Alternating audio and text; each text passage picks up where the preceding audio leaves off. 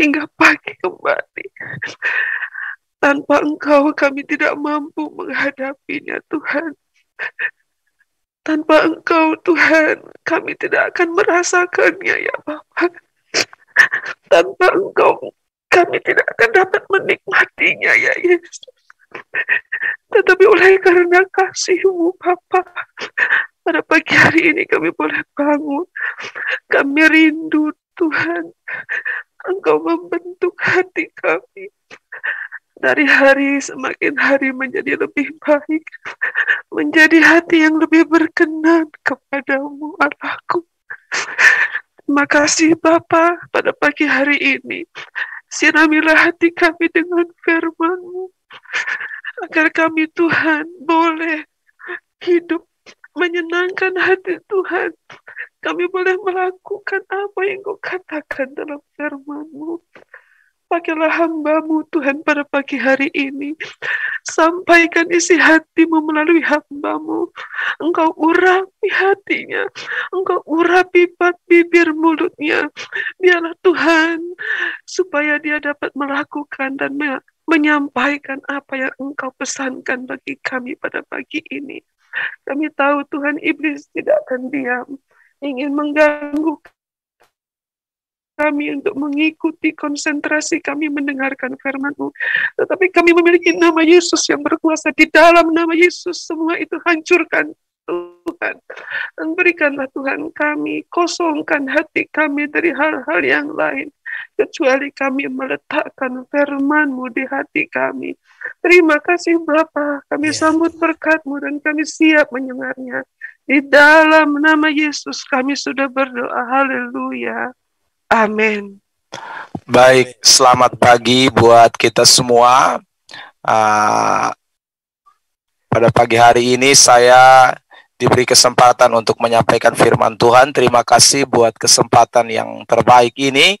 Dan saya percaya bahwa kita semua pada pagi hari ini pasti akan diberkati oleh Tuhan.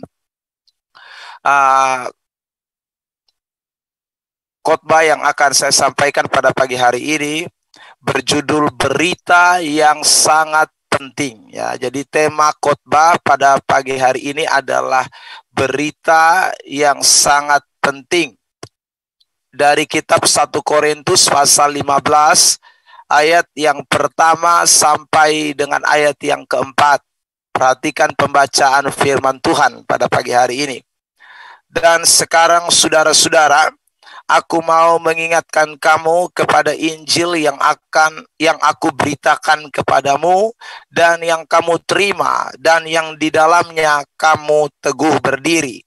Ayat yang kedua, oleh Injil itu kamu diselamatkan asal kamu teguh berpegang padanya seperti yang telah kuberitakan kepadamu, kecuali kalau kamu telah sia-sia menjadi percaya.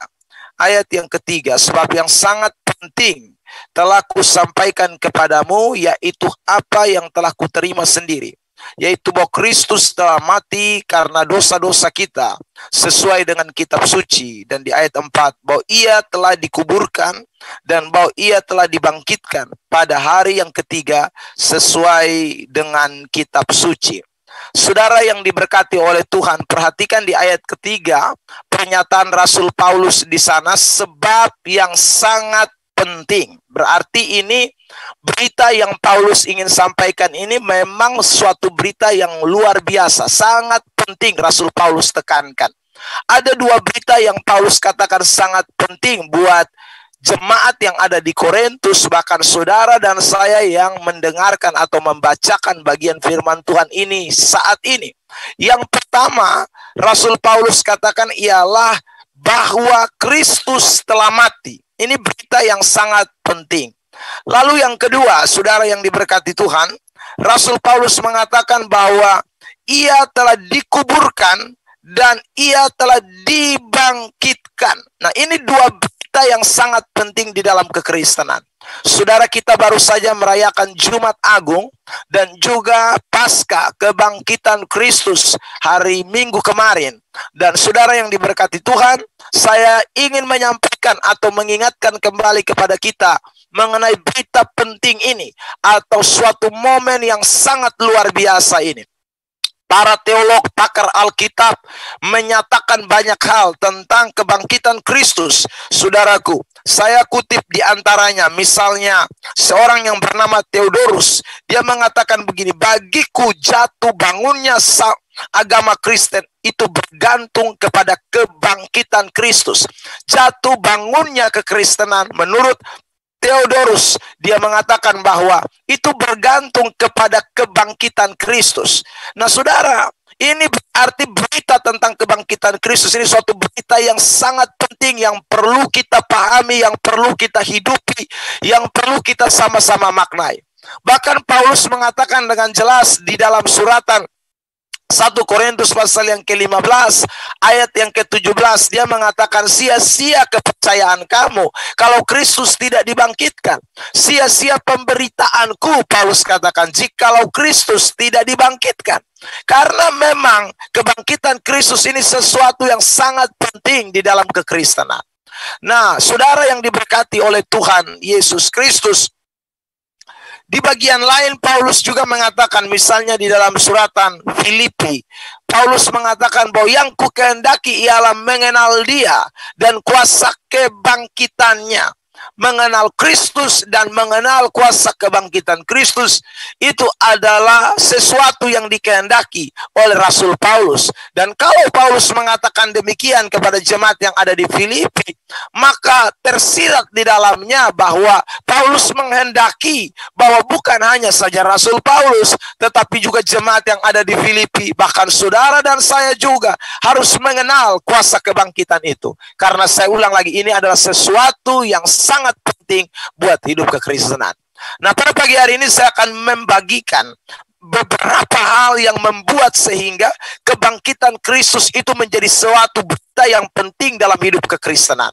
Yang pertama, Bapak Ibu Saudara yang diberkati Tuhan, mari kita memperhatikan konteks dari 1 Korintus pasal yang ke-15 ayat yang pertama dan ayat yang kedua, sebelum Rasul Paulus membicarakan tentang pernyataan sebab. Ya, ini kalimat didahului dengan kata sebab. Ini berarti adalah suatu akibat ya dari apa yang dikatakan Rasul Paulus sebelumnya. Perhatikan, dikatakan dalam ayat 1. Dan sekarang saudara-saudara, aku mau mengingatkan kamu kepada Injil yang aku beritakan. Garis bawah kalimat Injil yang aku beritakan kepadamu, dan yang kamu terima, dan yang di dalamnya kamu teguh berdiri. Oleh Injil itu kamu diselamatkan, asal kamu teguh berpegang padanya, seperti yang telah kuberitakan kepadamu.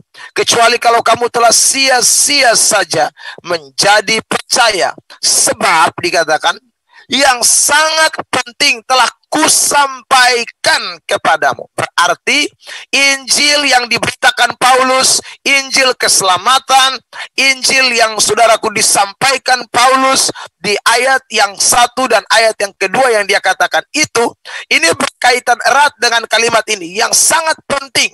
Dengan kalimat yang selanjutnya lalu dijelaskan lagi, yaitu bahwa Kristus telah mati dan Kristus telah bangkit dari antara orang mati. Saudara yang diberkati oleh Tuhan Yesus Kristus, kekristenan ini membutuhkan kabar baik atau Injil. Nah, Injil yang dimaksudkan oleh Paulus atau kabar baik, evangelion, yang dimaksudkan oleh Rasul Paulus adalah bukan kabar baik yang tidak ada dasarnya. Kabar baik atau Injil yang disampaikan oleh Rasul Paulus atau yang saudaraku diajarkan di dalam kekristenan adalah kabar baik yang didasari oleh kuasa kebangkitan Kristus, kuasa kematian dan kuasa kebangkitan Kristus. Di luar sana ada banyak kabar baik. Di luar sana juga ada banyak Injil. Saudara yang diberkati Tuhan, Paulus menuliskan di dalam suratan Galatia, dia membedakan antara Injil Kristus dengan Injil-Injil yang lain. Nah, saudara, dengan huruf I besar dan huruf I kecil, yang membuktikan bahwa Injil yang Paulus beritakan atau Injil Kristus itu berbeda. Kabar baik yang diberitakan oleh Paulus itu berbeda dengan kabar baik yang diberitakan oleh orang di luaran sana.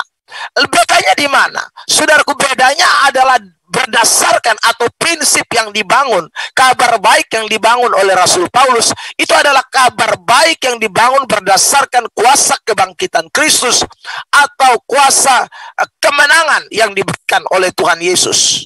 Jadi ini saudaraku dasar kabar baik. Jadi sekali lagi saudaraku yang diberkati Tuhan, kita pun ingat baik-baik, Injil yang kita dengarkan atau kabar baik yang kita dengarkan harus berdasarkan kepada kuasa kebangkitan Yesus. Bukan berdasarkan sesuatu berita iming-iming, berita yang menyenangkan, tetapi tidak berdasar kepada sesuatu. Karena kuasa kebangkitanlah yang membuat Injil yang Paulus beritakan dan para rasul-rasul beritakan itu menjadi kabar baik yang luar biasa istimewa. Kabar baik yang luar biasa, saudara yang diberkati oleh Tuhan. Saya kutip, Paulus mengatakan dalam 1 Korintus 15 ayat yang ke-14, tetapi andai kata Kristus tidak dibangkitkan, maka sia-sialah pemberitaan kami, atau boleh dikatakan sia-sialah Injil atau firman yang kami beritakan. Dan sia-sia juga kepercayaan kamu. Jadi saudara, kalau kita cuma sekedar percaya kepada Injil, tapi bukan Injil yang didasari oleh kuasa kebangkitan Kristus, maka sia-sialah, Paulus katakan, sia-sia kepercayaan kita, sia-sia pemberitaan kita. Nah saudara yang diberkati oleh Tuhan Yesus Kristus, pada pagi hari ini sekali lagi, mari kita semua belajar dari apa yang Paulus katakan ini. Betapa pentingnya saudara dan saya mempercayai dengan sungguh atau meyakini dengan sungguh Injil yang kita terima tentang Injil kebangkitan Tuhan, Injil yang disampaikan kepada kita adalah bukan hanya sekedar kabar-kabar baik, tapi kabar baik yang mengandung kuasa, kabar baik yang mengandung janji, kabar baik yang memberikan kepastian, kabar baik yang tentu akan menjadi nyata dalam hidup saudara dan saya. Di luaran sana ada begitu banyak kabar baik sekali lagi, tapi tidak memiliki kepastian. Kabar baik di luaran sana tidak memiliki pengharapan. Kabar baik di luar sana hanya mungkin sekedar janji-janji manis. Tetapi kabar baik yang saudara dan saya dengarkan, yang saudara dan saya nikmati adalah kabar baik yang memberikan kepastian, pengharapan, dan tidak pernah mengecewakan. Saudara yang diberkati Tuhan, mengapa? Karena saya ulang, alasannya didasari oleh kebangkitan Kristus. Kebangkitan Kristus bukan berita bohong. Kebangkitan Kristus bukan berita palsu. Kebangkitan Kristus bukan berita abal-abal. Kebangkitan Kristus adalah kebangkitan yang memberikan pengharapan. Kubur kosong memberikan kemenangan yang luar biasa buat kita. Karena itu setiap orang yang percaya kepada Injil Kristus, percaya kepada Injil kuasa kebangkitan, dia pun akan mengalami pengharapan. Dia pun tidak akan dikecewakan. Dia pun akan melihat janji-janji Tuhan itu dinyatakan dalam hidupnya. Saudara yang diberkati Tuhan, pada pagi hari ini apa yang saudara dan saya sedang gumuli? Apa yang saudara dengan saya sedang hadapi? Apa yang saudara dan saya sedang khawatirkan? Dengarkan baik-baik, Injil yang saudara dan saya dengarkan bukan Injil yang didasari oleh kabar baik yang tidak punya dasar. Kita punya Injil adalah kabar baik yang memberikan kepastian pengharapan buat kita. Makanya Rasul Paulus berani berkata dengan jelas dalam kitab Roma pasal 10, saudaraku, dia mengatakan, saudara, Injil adalah kekuatan Allah yang menyelamatkan setiap orang percaya. Injil adalah kekuatan Allah yang menyelamatkan setiap orang percaya. Jadi kalau saudara saya mempercayai sungguh dengan sungguh, maka kekuatan Allah ini pasti akan nyata dalam hidup saudara dan saya. Saudara yang diberkati oleh Tuhan Yesus Kristus, ini yang kita tidak boleh lupakan. Injil kekuatan Allah, dan dia akan memberikan dampak yang besar buat kita. Makanya saudara, Yesus juga pernah berkata dalam Markus 10 ayat yang ke-29. Dia mengatakan, aku berkata kepadamu, sesungguhnya setiap orang yang karena aku dan karena Injil meninggalkan rumahnya, saudaranya laki-laki, saudaranya perempuan, ibunya atau bapaknya, anaknya atau ladangnya, orang itu sekarang pada masa ini juga akan menerima kembali 100 kali lipat. Rumah saudara laki-laki, saudara perempuan, ibu, anak dan ladang, sekalipun disertai berbagai penganiayaan. Dan pada zaman yang akan datang, ia akan menerima hidup yang kekal. Karena Injil yang kita dengar bukan sekali lagi Injil yang tidak didasari oleh sesuatu. Ini Injil yang didasari oleh kuasa kebangkitan. Dia punya kekuatan, dia punya power, dan powernya itu membuat saudara dan saya bisa mengalami berkat yang luar biasa. Secara jasmani dia memberikan jaminan bahwa kalau ada orang yang mempercayai Injil, bahkan rela tinggalkan segala sesuatu karena Injil, karena firman kekuatan Allah yang didasari oleh kuasa kebangkitan, dia pasti akan melihat berkat-berkat Tuhan 100 kali lipat, saudara yang diberkati Tuhan. Bahkan bukan hanya itu, pada hidup yang akan datang Tuhan sudah sediakan. Apa yang saudara khawatirkan hari ini?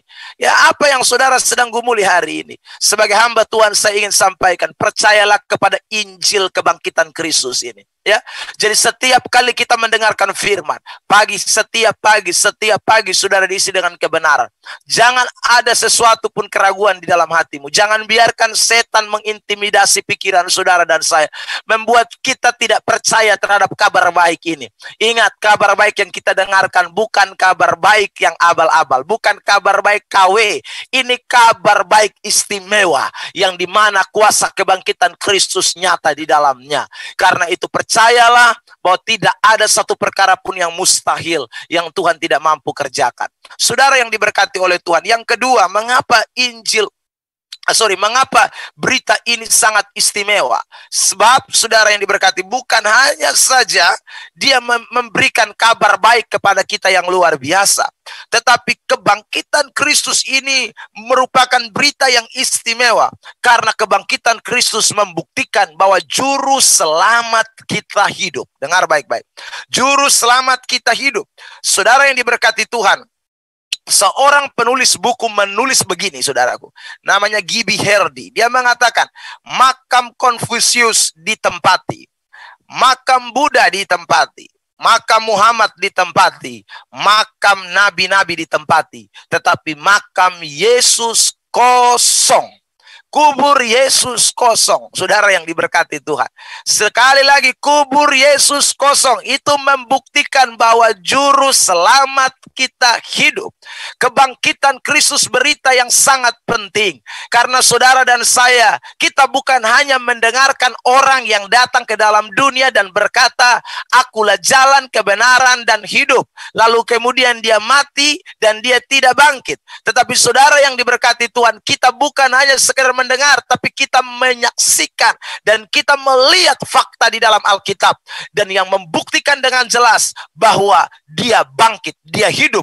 Karena itu saudara yang diberkati Tuhan, di dalam kekristenan ada kepastian keselamatan, di dalam kekristenan ada kepastian hidup kekal, di dalam kekristenan ada kepastian sorga. Kepastian itu buat kita bukan mudah-mudahan, kepastian itu berarti saudara dan saya pasti masuk ke dalam kerajaan Allah jikalau kita percaya kepada kuasa kebangkitan Kristus.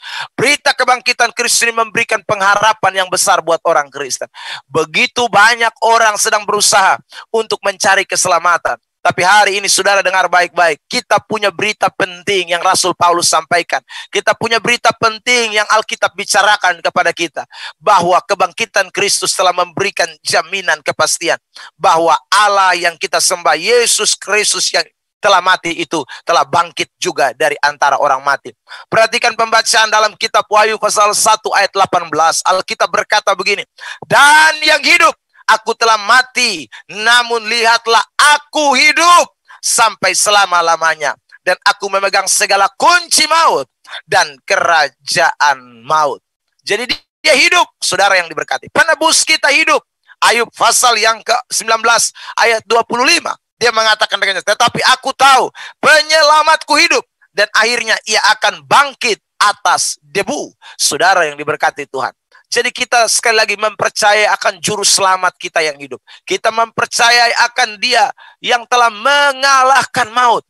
Karena itu saudara yang diberkati Tuhan, mari bergantunglah kepada Tuhan dengan sungguh. Dia Allah kita yang luar biasa. Dia Allah kita yang sanggup untuk, saudaraku, membawa kita kepada sorga yang kekal. Karena itu jangan pernah saudara meragukan keselamatan yang Tuhan sudah kerjakan dalam hidup saudara dan saya. Bukan karena usaha kita, bukan karena pekerjaan baik kita, Rasul Paulus katakan.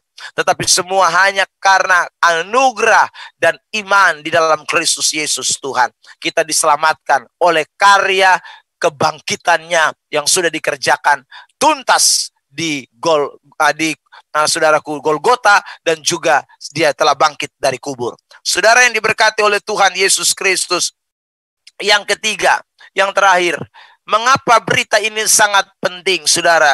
Karena kebangkitan Kristus membuktikan bahwa dia adalah juru selamat yang berkuasa, ya.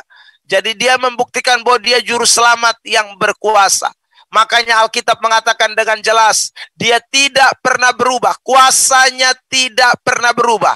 Dulu, sekarang, bahkan sampai selama-lamanya. Kuasanya tidak pernah berubah, saudara. Jadi ingat baik-baik, berita yang kita dengar ini berita yang sangat penting. Karena yang ketiga, Yesus bangkit, Yesus hidup. Itu membuktikan bahwa kuasanya tidak pernah berubah. Dulu, sekarang, bahkan sampai selama-lamanya. Makanya Rasul Paulus, rasul-rasul ketika saudaraku melakukan berbagai mujizat-mujizat di dalam kitab suci, di dalam perjanjian baru, dalam kitab kisah para rasul secara khusus, mereka mendasari di dalam kuasa kebangkitan Kristus. Itu artinya bahwa mereka yakini bahwa kebangkitan Kristus itu memberikan kepastian. Kalau Yesus melakukan mujizat-mujizat yang luar biasa, kalau Yesus pernah menyembuhkan orang sakit, kalau Yesus pernah membangkitkan orang mati, maka kuasa yang sama pun masih berlaku sampai dengan hari ini. Saudara yang diberkati Tuhan, perhatikan, saya memberikan contoh bagaimana kuasa kebangkitan Yesus itu masih berlaku sampai hari ini, saudaraku. Dikatakan begini di dalam ayat Kisah 4 ayat 10.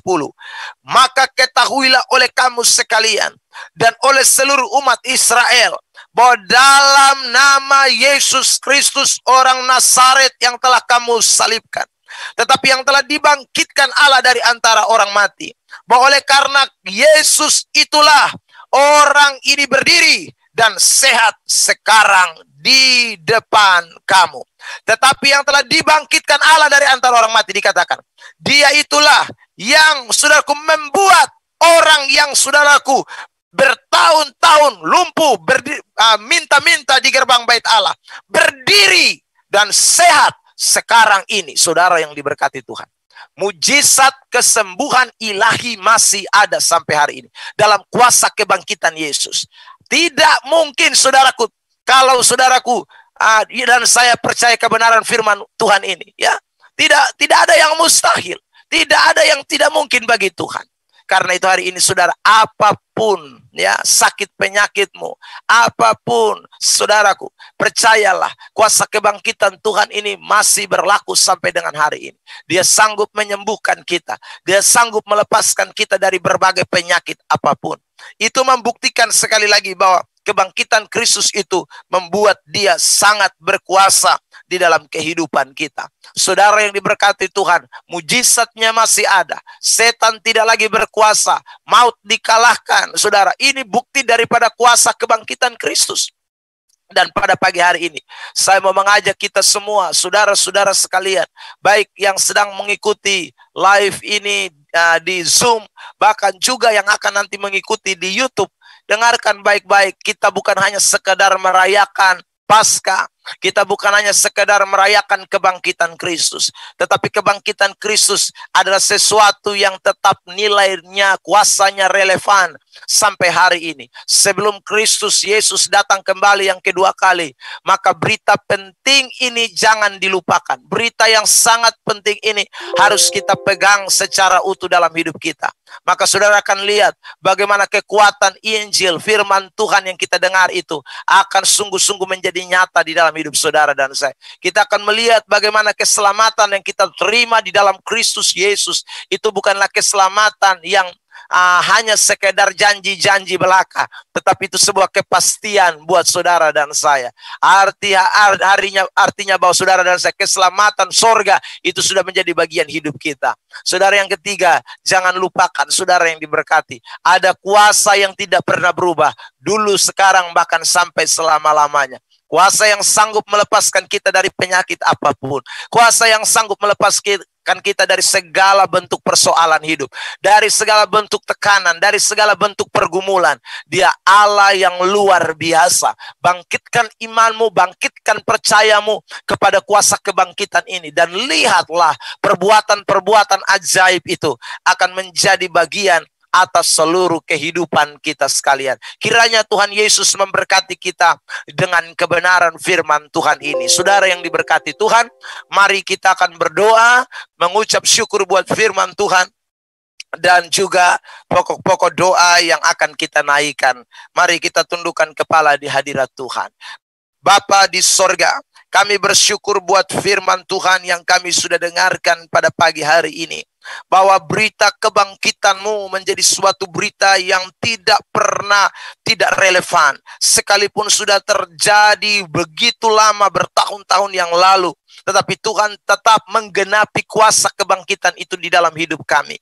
Tuhan terus bekerja atas setiap kami yang mendengarkan firman Tuhan hari ini. Sehingga Tuhan, kuasa-Mu itu berlaku dan nyata, membuat kami mengalami pertolongan Tuhan, membuat kami mengalami mujizat-mujizat Tuhan, membuat kami semakin yakin akan kekristenan yang Tuhan sudah karuniakan kepada kami. Hari ini Tuhan, kami mau berdoa buat setiap mereka yang sakit, buat setiap mereka yang sedang menghadapi pergumulan-pergumulan. Kami berdoa di dalam nama Tuhan Yesus Kristus, Allah Israel yang telah dibangkitkan dari antara orang mati, Allah kami, juru selamat kami yang hidup. Di dalam nama-Mu Tuhan Yesus, kiranya mujizat dan pertolongan-Mu terjadi atas setiap pribadi lepas pribadi, dan kami boleh mengalami mujizat Tuhan itu, kesembuhan yang daripada Tuhan itu.